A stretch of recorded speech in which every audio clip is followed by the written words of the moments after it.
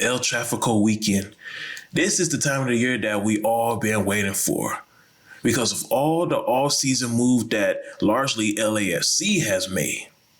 The three key players that basically stole the MLS headlines just based on trades. And it looked as if that LAFC was finessing the other teams from their key players. You got Max Crepeau from Vancouver, Kellen Acosta from Colorado, Ryan Hollinshed from FC Dallas. Let's break down these three key players so far, because these three players have been impactful. They have lived up to the expectation. And we usually don't see this. We usually don't see in sports in general, in American sports in general, we usually don't see multiple key free agent players make such an impact. Even in basketball, usually when a team signs three really good free agent players, it's usually a big two or a big 2.5. Usually two out of the three or one out of the three makes a major impact. But in the case of LAFC so far, all three major free agents acquisition has made a major impact in the team, and the team has been playing completely better ever since that embarrassing decision they lost to Colorado in 2021. Let's start with Max Crepeau. Crepeau has 2 clean sheets on the season so far, and that he's tied fourth amongst other players. Now, if you don't know what a clean sheet is, a clean sheet in soccer is basically a goalie who doesn't allow any goals. Like nobody scores on him in the game. Like if a goalie can prevent a team from scoring all game, like 0 points, that right there is a clean sheet. And Max Crepeau is currently tied in 4th place among multiple other players. As a matter of fact, there has not been any team that has scored more than 2 goals on LAFC so far this season. Crepeau has only allowed the most goals he's allowed in any game this season. It's just been 2. And that was the 2 goals was against an Orlando team who is an Eastern Conference contender. Like, Orlando is not a pushover. So Crepeau and Acosta being a defensive midfielder, even though Acosta doesn't have like big numbers when you look at his stats when it comes to tackling and interceptions, Crepeau and Acosta on the defensive side has truly strengthened LAFC in a huge way. Now, when it comes to Hollinshed, on the other hand, he looks like he's becoming a sidekick to Carlos Vela.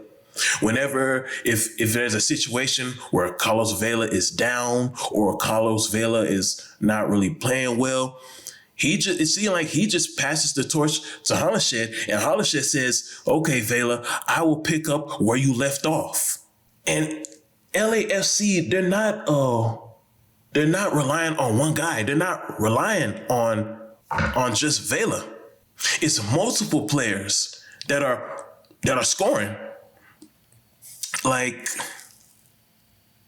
where do I put this stat at? Okay, it's multiple guys that are scoring. Like, on the season, besides Vela, 8 different guys, including Hollinshed, have scored this season. It's only been 5 games. 8 different players, including Hollinshed, have scored. Compared to the LA Galaxy, only 3 different players have scored besides Chicharito. So the whole LAFC team is just as transformed, and it's been just a big team effort. When it comes to this all-time series, LA Galaxy leads with 20 points versus LAFC's 14 points. And the record after that is basically LA Galaxy is 5-3-5, and which means LAFC is 3-5-5. That's the all-time records. But just based on points, LA Galaxy has 20 points in the series, LAFC 14 points in the series. This game is going to be intense. This game is going to be rough. There's going to be a lot of pushing and shoving. There's going to be a lot of arguing amongst the players. There's going to be a lot of arguing with the referees. One thing I hope is that the referees won't be so sensitive and quickly giving up yellow cards and red cards. I want the referees to let these guys play. This is a true rivalry. This is the biggest rivalry in the city of Los Angeles, in my opinion. It's also one of the biggest rivalry in all of sports globally. I think this is going to be better than the El Clasico game. Earlier this year, the El Clasico game in La Liga, I think that it was overrated. I watched the two teams play. It was boring to me. Not because it was a lopsided game. It was a huge one-sided lopsided game, but I didn't really see players arguing with each other like that. I didn't really see players tackling each other like that. I didn't see a lot of pushing and shoving. It just didn't look intense. It looked like old man football.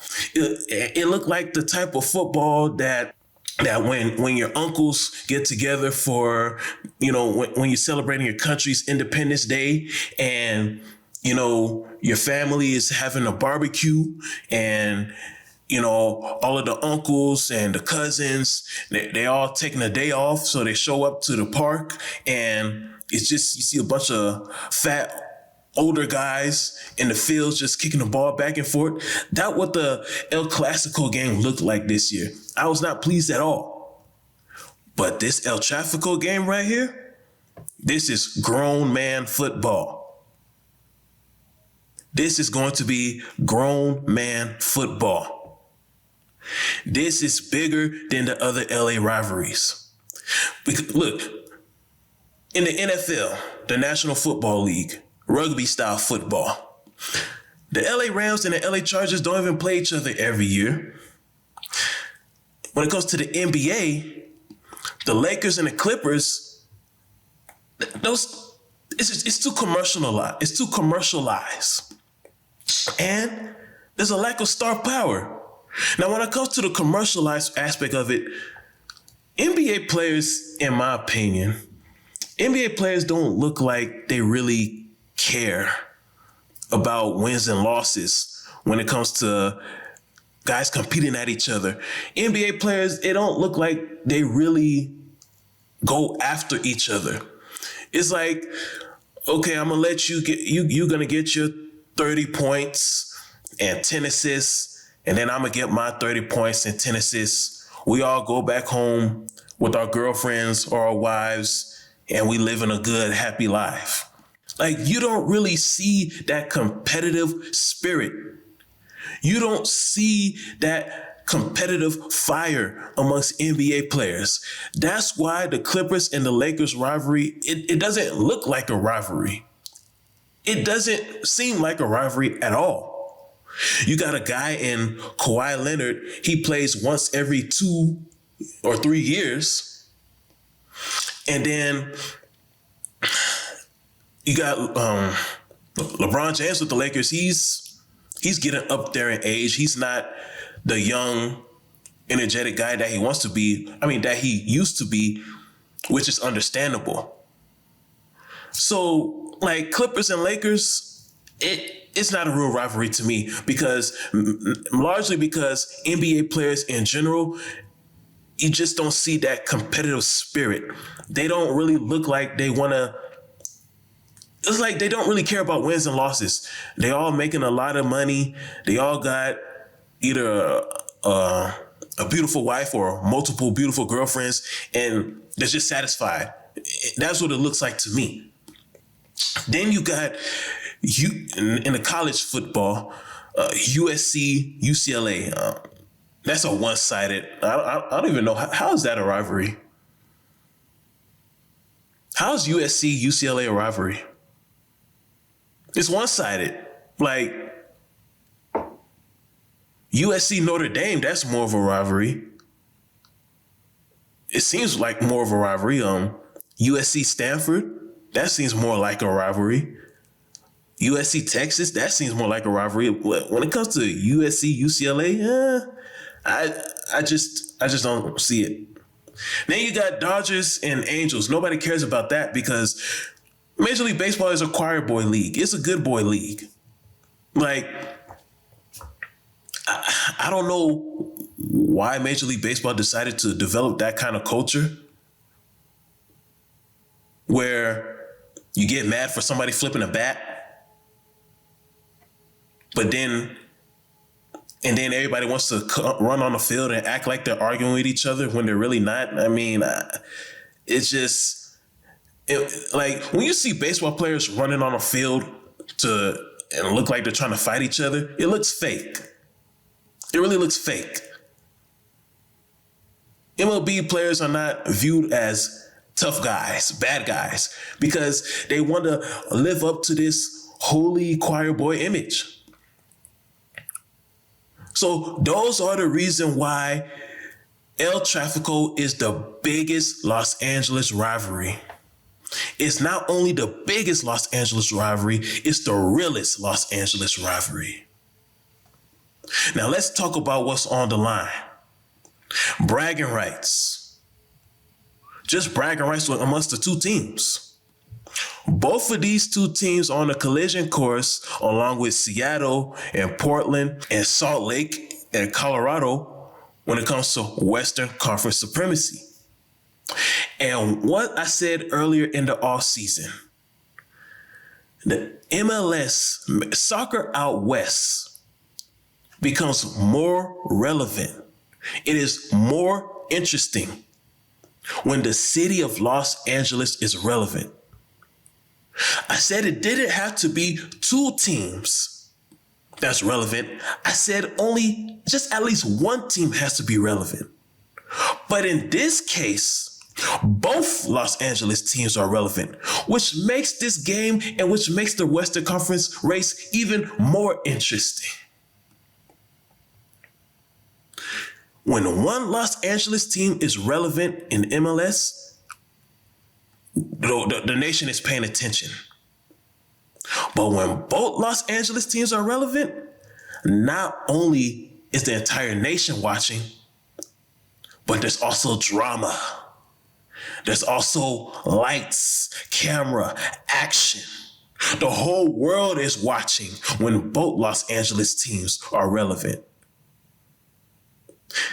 And that's another reason why this is the realest rivalry in Los Angeles sports.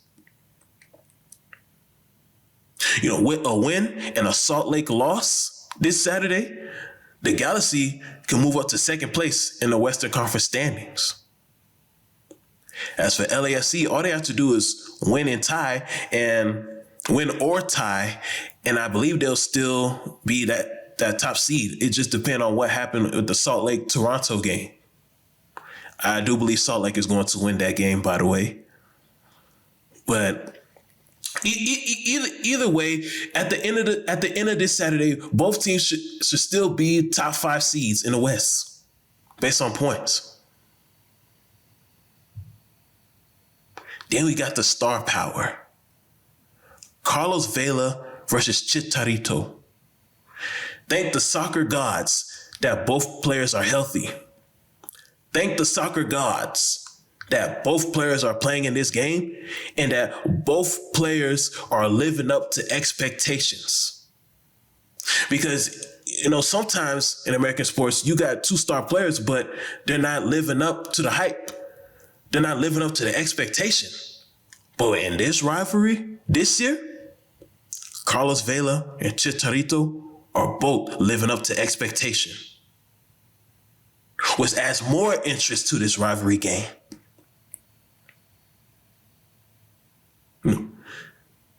But here's what set the two teams apart in this game right here.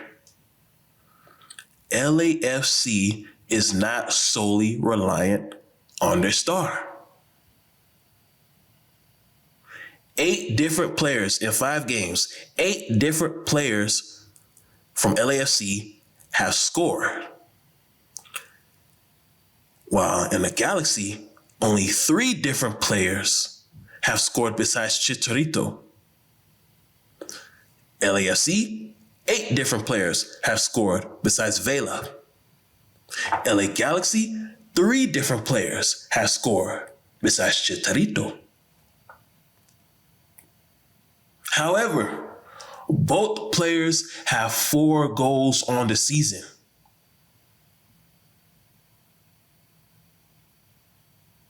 Both of them are tied for second place in the league amongst a couple other players. But here's what separates the two apart. Vela has 9 key passes and 2 assists. Vela has 2 assists and 9 key passes. Chicharito, no assists and only 3 key passes, which means Vela so far has been more valuable to his team rather than Chicharito. Because in soccer, it's not only about scoring goals. Because you're not going to be able to score every game. It's tough. The field is wide, and it's just too many players on the field for somebody to just score every single game, for one player to score every game. It's nearly impossible. So when you don't score, what do you do? What do you do when you're not scoring? This is when the assists and the passes come into play. Vela is more valuable than Chicharito to his team because Vela can do more than just scoring. Now, for those of you who are like me and you're still new to learning about the soccer game, let me explain to you what's the difference between an assist and a key pass in soccer. In soccer, an assist is a pass that results in a goal. A key pass is a pass that almost leads to a goal, but the player missed it or the goalie stopped it. I repeat, an assist is a pass that results in a goal, while a key pass is a pass that almost leads to a goal. However, the player missed the shot or the goalie stopped it. Yo, if you're a soccer fan, or if you're somebody like me and you've only been watching American soccer for 1 or 2 years and you're trying to learn more about the game, MLS, USL, just American soccer in general, this is the game to watch. I know it's early in the season right now, but as of right now, this is the American sports game of the year. When it comes to professional sports,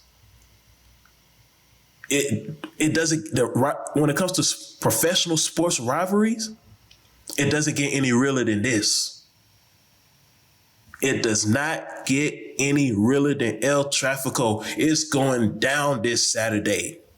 Rolling up blood on the highway. Oh, that I mentioned it's mind strain. I ain't got time for the mind games. She giving me brain like a migraine. You can look, but you can't find me. Your new shit sound like a Benadryl. Your girl hit me like when we finna chill. She kinda annoying, I hit it still. They said I would fail, but I did it still. And now I'm caught up in the whirlwind. Go to sleep and wonder where the world went. If they on the path, then I encourage them. We just out here young and fucking flourishing. Never been